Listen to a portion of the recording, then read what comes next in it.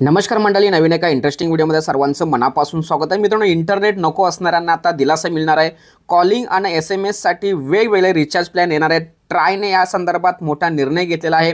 आता नेमका हा नियम कोणता आहे, आदेश कोणता आहे, याविषयी आपण A to Z माहिती या व्हिडिओमध्ये आपण जाणून घेणार आहोत। व्हिडिओला सुरुवात करण्यापूर्वी चॅनलवरती जर नवीन असाल तर कृपा करा चॅनलला सबस्क्राइब करा। अशाच महत्त्वपूर्ण अपडेट या चॅनलवरती येत असतात। चला तर मित्रांनो, व्हिडिओला सुरुवात करूया।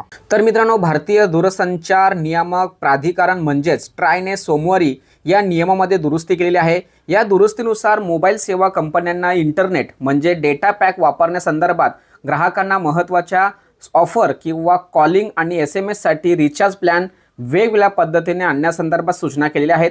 याशिवाय ट्रायने विशेष रिचार्ज प्लॅनची मुदत 90 दिवसावरून 365 दिवस देखील केली आहे।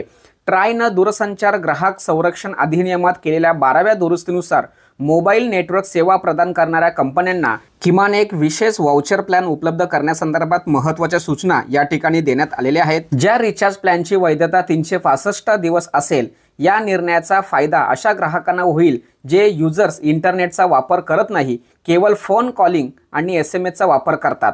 मोबाईल नेटवर्क सेवा पुरवणाऱ्या कंपन्यांना किमान 10 रुपयापासून रिचार्ज पॅक जारी करावा लागेल। ट्रायनं मोबाईल नेटवर्क पुरवणाऱ्या कंपन्यांना कोणत्याही दराचे रिचार्ज व्हाउचर जारी करण्यासंदर्भात परवानगी सुद्धा देण्यात आलेली आहे। काही ज्येष्ठ नागरिक ज्यांच्या घरी ब्रॉडबँड सेवा आहे, अशा घरातील युजर्सला त्यांच्या मोबाईलसाठी स्वतंत्र डेटा रिचार्जची गरज लागणार नाही। याशिवाय 2G नेटवर्कचा वापर करणाऱ्या युजर्सला देखील बऱ्याचदा इंटरनेट लागत नाही, अशा ग्राहकांना या सर्व गोष्टींचा फायदा होणार आहे। ट्रायच्या आदेशानुसार कंपन्यांना डाटा ऑनली STV किंवा बंडल ऑफर शिवाय कॉलिंग आणि SMS साठी स्वतंत्र STV अनिवार्य करण्यात येणार आहे। 30 दिवसामध्ये हा निर्णय सुद्धा लागू केला जाणार आहे। ट्रायचा हा आदेश पुढील 30 दिवसापासून लागू केला जाणार आहे, अशी या ठिकाणी सूचना सुद्धा देण्यात आलेली आहे। कंपन्यांना त्यांच्या सध्याच्या रिचार्ज प्लॅनसह आणखी रिचार्ज प्लॅन आणावे लागतील। यासाठी कॉलिंग आणि SMS साठी स्वतंत्र रिचार्ज प्लॅन असतील। ज्यांना डेटा वापरायचा नाही, अशा ग्राहकांना याचा खूप मोठा फायदा होणार आहे। फीचर फोन युजर्स 2G सिमचं युजर्स यांना सुद्धा याचा फायदा होणार आहे। भारतात जवळपास 2G वापर करणाऱ्या युजरची संख्या 15 कोटी आहे। या ग्राहकांना त्यांच्या फोन इंटरनेटचा वापर नकोसा असतो।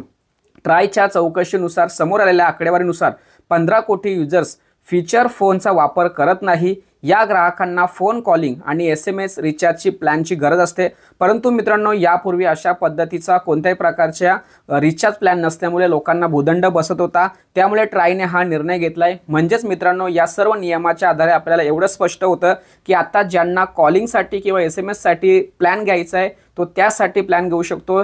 ज्यांना फक्त डेटासाठी किंवा इंटरनेट वापरासाठी घ्यायचा असेल त्यांनी तो रिचार्ज करायचा असतो, किंवा ज्यांना दोन्ही पाहिजे असेल त्यांनी तो रिचार्ज करायचा असतो। म्हणजे सेपरेट तुम्ही रिचार्ज करू शकता, एकत्र सुद्धा रिचार्ज करू शकता। यापूर्वी काय होत होतं, तुम्हाला इंटरनेट वापर असो किंवा नसो, तुम्हाला त्याचा भूदंड किंवा त्याचे चार्जेस पेड करावे लागत होते।